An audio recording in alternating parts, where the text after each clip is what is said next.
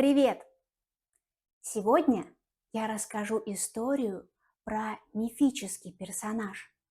Это персонаж из старых сказок. Его зовут Змей Горыныч. И выглядит он примерно так.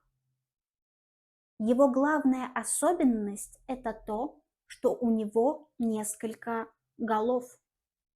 В сказках говорится, что иногда у него 3 головы, и чаще всего 3.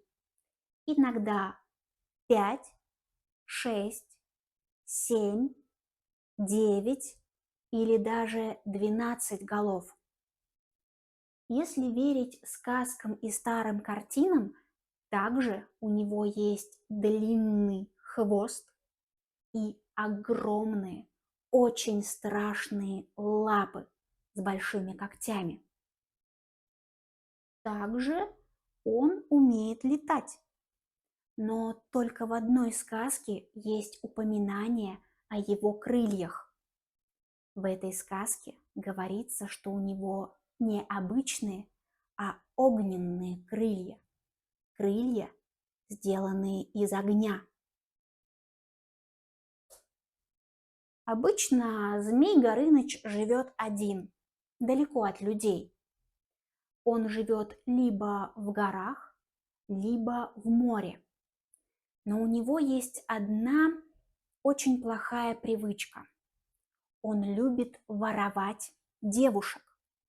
Он ворует девушек по одной из версий для того, чтобы есть, а по второй версии для того, чтобы жениться. Причем иногда он просто прилетает в город, хватает девушку и улетает.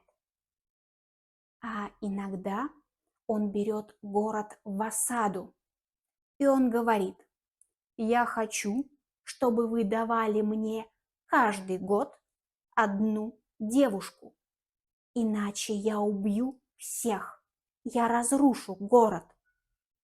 Угрозы и шантаж. Но похищение девушек – это скорее хобби. У него есть основная работа. Существует река, не обычная река, а огненная река. Река из огня.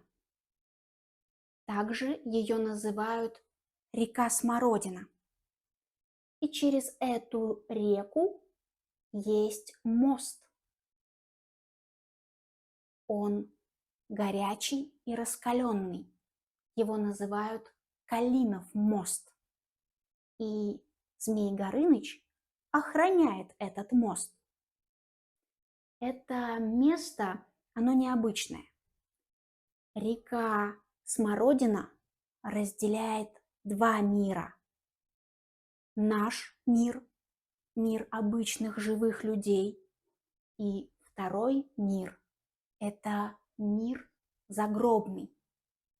И Змей Горыныч стоит на страже, он охранник.